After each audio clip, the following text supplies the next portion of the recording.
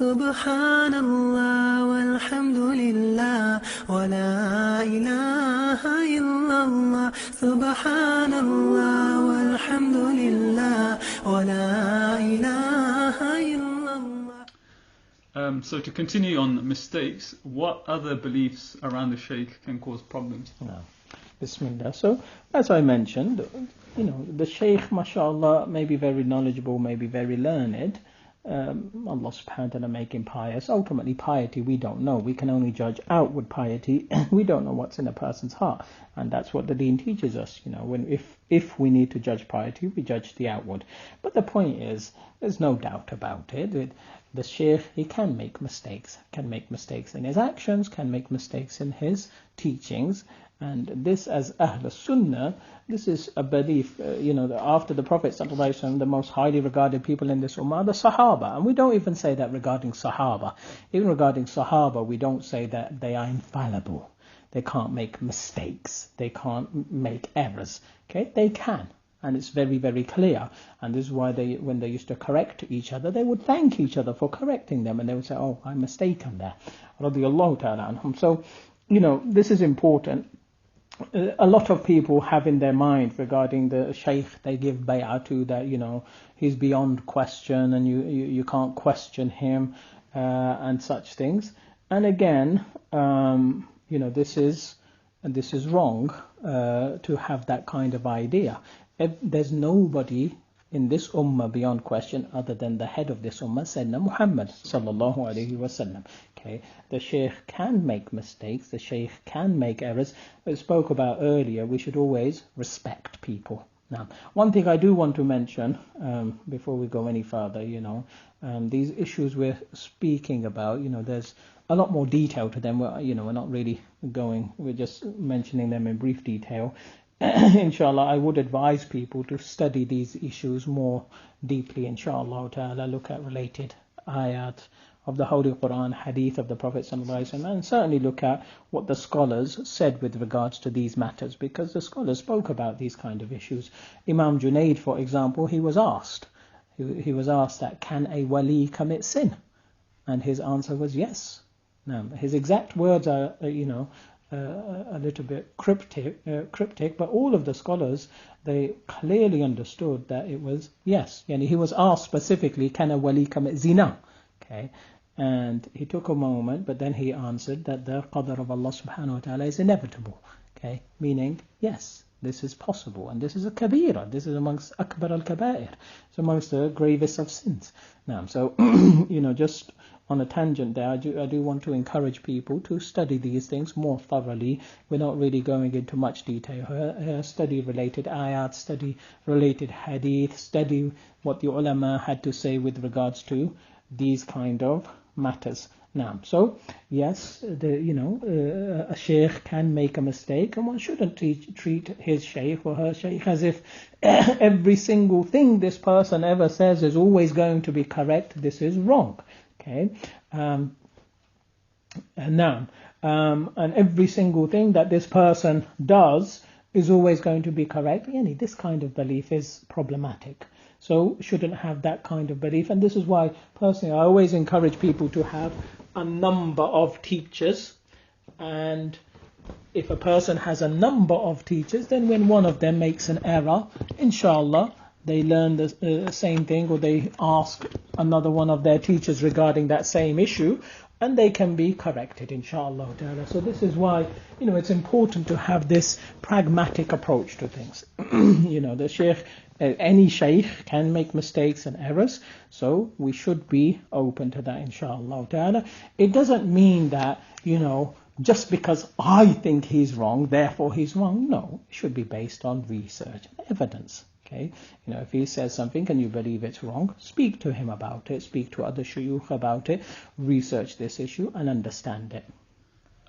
One thing I just want to mention is sometimes people think that if you say something to the Shaykh or question him, you're kind of disrespecting him. Yeah. Is that how it should be looked at? Yeah, this is a problem, and sadly this even goes beyond bay'ah and those kind of settings.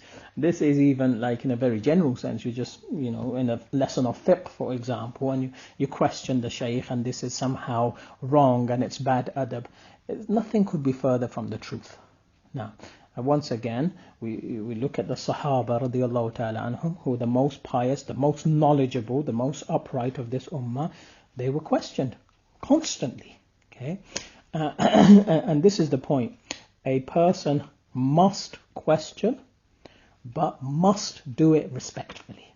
That's the point. You never lose that adab. You never become arrogant that I know better. You don't know better. Okay, Allah subhanahu wa ta'ala knows better, and Allah subhanahu wa ta'ala knows best. Okay, any issue that you are unsure of, question it, research it, speak to other people, other shuyukh with regards to it, and try to understand it. But don't go to either extreme. One is where it's just the shaykh can't be wrong, and the other extreme that I'm right and the shaykh is obviously wrong because he's gone against me, and I must be right and he must be right. That's absurd. So this kind of measured approach, people should take it. It's a very, very important thing for us to do, and takes us to a kind of a related issue. Often a lot of people who are involved in bay'ah, they do promote the concept of submission to the shaykh. Okay, and once again, as I done previously, and I think this is incredibly important, what I'm going to speak about now, whenever we have different views and different approaches amongst the scholars of Ahlus Sunnah, we should present those. Okay, and we shouldn't just present one view and opinion as if that's right and everything else is wrong. This is what leads to division. This is what leads to kind of a partisan kind of approach to the deen. Now, this is wrong. Okay, whenever, like on this issue, I'm very strongly, on one side of the argument, inshallah, and I'm of one opinion very strongly, but the other opinion is held by scholars of Ahlus Sunnah, and I respect it, inshallah ta'ala. So when it comes to this issue of submission to the shaykh, there are traditional scholars, and were traditional scholars, who held those kind of views. To my knowledge, the majority are not of those kind of views. Okay, and personally, I'm of that opinion, and that's the opinion I follow. Okay, I don't feel we should propagate things like submission to the shaykh. Just submit to your shaykh. Whatever he says is fine. Whatever he says is okay. Whatever he does, and that's it. You don't ever question anything. That's an approach some have. To my knowledge, majority do not, but it's very clear that many scholars, they didn't hold such positions. And I would say the two main reasons for this. First of all, our submission is to Allah subhanahu wa ta'ala. Okay, and after that, our submission is to the Messenger of Allah sallallahu alaihi wasallam, because he is the representative of Allah subhanahu wa ta'ala, the beloved of Allah subhanahu wa ta'ala, our beloved Sayyidina Muhammad sallallahu alaihi wasallam. Okay, beyond that, we don't have submission to anyone. The closest we have beyond that is a type of submission to parents. That's the closest that we come to. There's really an immense humility with parents that comes close to that kind of that level. Okay, but that's the point. This is my first issue with it. That submission is to Allah subhanahu wa ta'ala. Okay, with shuyukh, it's an issue of education and knowledge and respect. Yes, it's not an issue of submission. No. Secondly, I strongly believe that this is incredibly dangerous. Okay, I've spoken about it a little bit before. Okay, and I'll reiterate it now, that there are people out there who, in the name of the tasawwuf, in the name of Islamic spirituality or mysticism, okay, they will do things which are completely wrong. And those people are aware of spiritual circles and such things. There are, obviously I'm not saying all, but there are those who manipulate others. Okay, there are those who misguide others, mislead others, abuse people, and do all kinds of things, and they justify it. And often the approach of such people is that when they're questioned, is this even okay? It's like, you need to submit to your shaykh. You'll never be close to Allah subhanahu wa ta'ala until you submit to your shaykh. This kind of methodology, this kind of approach is used for widespread abuse. So not only is it from a fundamental perspective of our submission is for Allah subhanahu wa ta'ala alone, this is also from the perspective of closing the doors of fasad. Now, when we start telling people just absolute submission to your shaykh, then that this really can have a very corrupting effect in the relationship, and even on the shaykh himself. Okay, any person can be misled and misguided by shaitan, wa na'udhu billah. To give a person that kind of authority generally is problematic. We see it in the political realm. Okay, in the political realm, when somebody is given that type of authority, it usually leads to corruption. Okay, and we don't have this in the religious realm, or we shouldn't have this in the religious realm, especially according to this particular opinion. So this for me is very, very important, and I feel this is very dangerous to promote something along those lines, that you must submit to your shaykh. I feel it is incredibly dangerous, as well as the fact our submission is to Allah subhanahu wa ta'ala. With the shaykh, there should be adab, there should be respect, inshaAllah ta'ala. Now, and one should be open to learning with the shaykh, but we don't believe the shaykh is infallible. We don't believe that he can neither do anything wrong, nor say anything wrong, nor make a mistake in his teaching, or any of those things. We respect the shaykh, inshaAllah ta'ala, but always be open to the fact that he may make errors. And this is why, as I mentioned earlier, a person should have a number of teachers. Another issue that sometimes comes up is that you hear people saying, my shaykh doesn't need to pray because he's reached a level that way he doesn't need to follow certain things. Yeah. It just sounds absurd. Yeah. But there are people that hold those views. Yeah. Subhanallah. I used to read these in the books. The ulama, they used to speak about this kind of thing, and they mention in the books, there are people who say this kind of thing, and it's problematic, and it's an issue, and it has no place in Islam, and such things. I never thought I would hear it with my own ears. Okay, I never thought that would happen, but I have. And again, often we tend to say, this is an issue of people who are uneducated, they don't know, they don't understand, and they say these kind of things. Educated people know this person was very, very educated. Now, and it wasn't just one person; it was two people. Okay, one was, in the eyes of many, seen as quite a senior shaykh.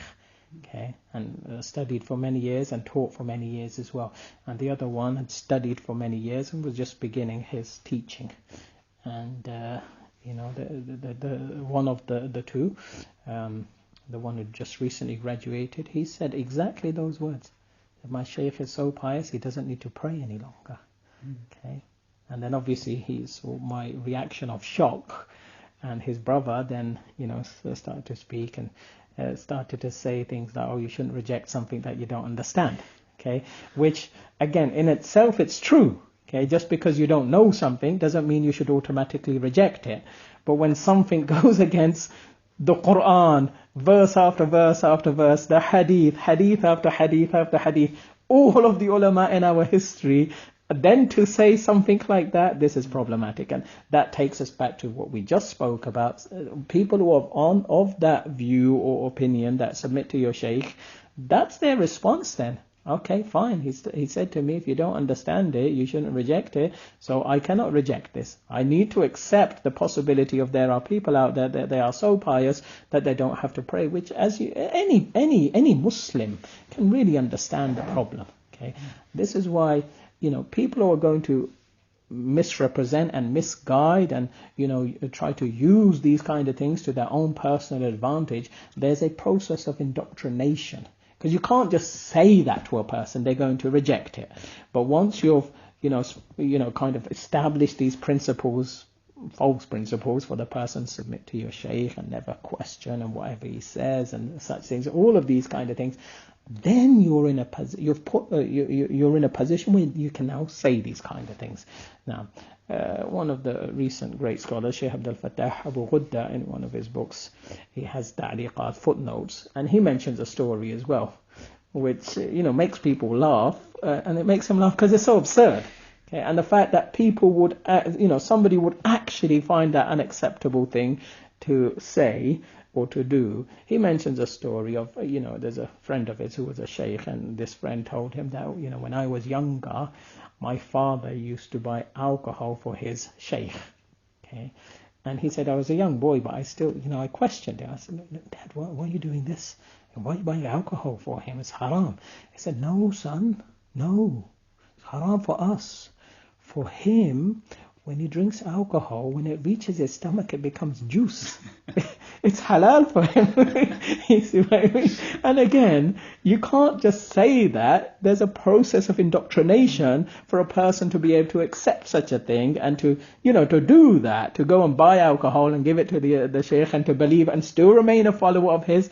Now, and, once people are indoctrinated in that kind of way, you can essentially say anything to them. You can lie, you can cheat, you can do all kinds of prohibited things, you can fail in all kinds of obligations, not pray, not fast, and there's always, there's always a justification for it. And the problem is that justification isn't weighed up in the light of Quran and Hadith, because they are told that you need to submit to your Shaykh. The last question I had for you was, is it correct to believe that your Shaykh is the best Shaykh, that no other Shaykh can match him and such things? Yeah, we'll speak about this, and this also relates a little bit to what we call karamat, okay, which are, shaykhs having, let me give the actual definition of a karama. Okay, karama is a miracle that takes place at the hands of a pious person. Now, one thing, it might be a slight tangent, but I want to emphasize this point, that the fact that karamat exist is evidenced by multiple verses in the Holy Quran, multiple hadith of the Prophet ﷺ.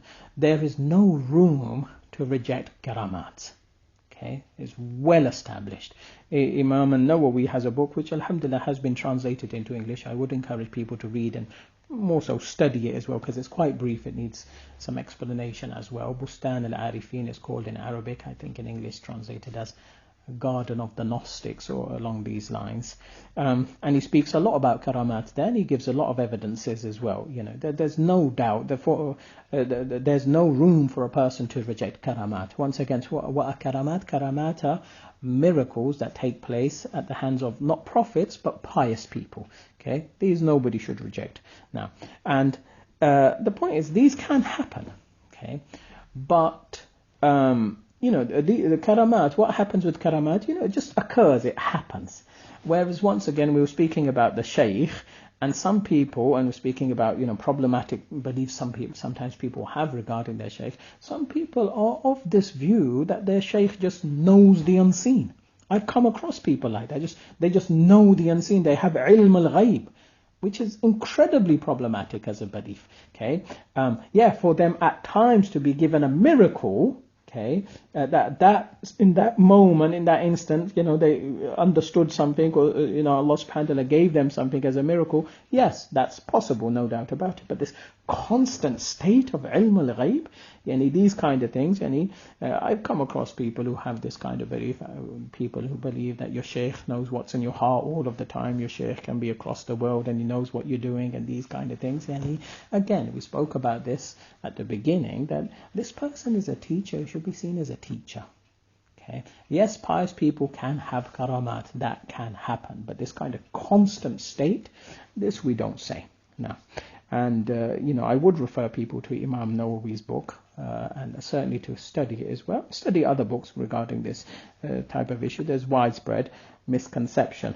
So, there are, once again, as I said, and this is a principle I adhere to, inshallah ta'ala, whenever we have difference of opinion, we should present that difference of opinion. Whichever opinion you personally follow, we should. Okay, so again, Imam An-Nawawi, he does discuss the issue of, can a wali know he's a wali?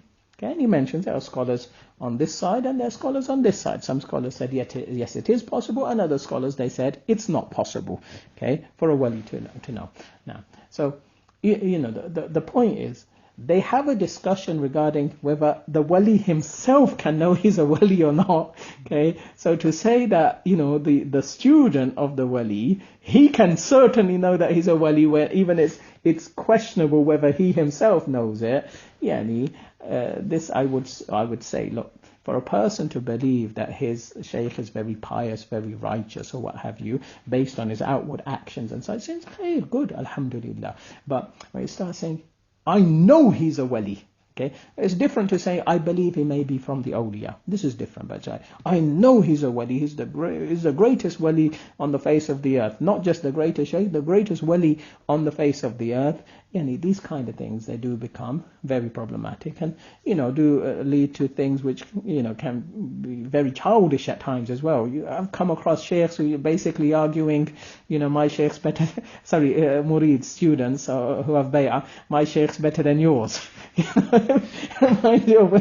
Children, people arguing my dad's better than yours. What's this got to do with Islamic spirituality? It becomes a bit childish. It becomes childish. We become immature people. We're supposed to be mature. We're supposed to, and the whole purpose of this entire science is to draw close to Allah subhanahu wa ta'ala, strengthen your relationship with Allah subhanahu wa ta'ala. How are you doing that when you're arguing my shaykh's better than yours? That's not our concern. The point is this person knowledgeable, pious? Is he helping you? Alhamdulillah. We don't need to go into, is he the greatest? He is the greatest shaykh. But yes, a lot, there were scholars in our history who were of that opinion. They said you must believe your shaykh is the greatest shaykh on the face of the earth. Again, I'll respect that opinion, no problem. But personally, that's not an opinion I go with. They done this in fiqh as well. Some scholars in fiqh, they said the madhab you follow, you must believe that your imam is the greatest of the imams. And others said no. Okay, you don't have to have such a belief. Now, and once again, I'm of that opinion there. I respect the difference of opinion, but that's the opinion I follow on this issue. So, these kind of things, I believe, or the opinion I follow, it's not my opinion, the opinion I follow is that we should stay away from such things. If your shaykh fulfills certain criteria, alhamdulillah, okay, that's enough for you, inshallah ta'ala, to then start believing he's the greatest shaykh on the face of the earth. I must believe it. There'll be no barakah in my actions unless I believe that. I won't get any benefit unless I believe that. Brother, sister, if you want to go down that path, that's up to you. I would not go down that path. Now, and then, kind of builds on that. He's wali, no doubt, he's a wali, he's the greatest wali. I spoke about this just now, what Imam Nawawi said with regards to it. But also, I would say that we should be careful of these kind of things, because when you say this person is a wali, not when you think, I think he may be a wali, my opinion is he might be from the awliya, that's speculative. When you're speculative, it's different. When you're saying it in this absolute sense, that this is a wali of Allah subhanahu wa ta'ala in this really absolute way, you're making a judgment, okay? And it's as if you know what this person's state is with Allah subhanahu wa ta'ala. You're speaking about Allah subhanahu wa ta'ala without knowledge. And how many times does Allah subhanahu wa ta'ala rebuke the kuffar for doing this? Speaking on behalf of Allah subhanahu wa ta'ala without knowledge. What's observable, we comment on. With people's states with Allah subhanahu wa ta'ala, we leave the affair with Allah subhanahu wa ta'ala.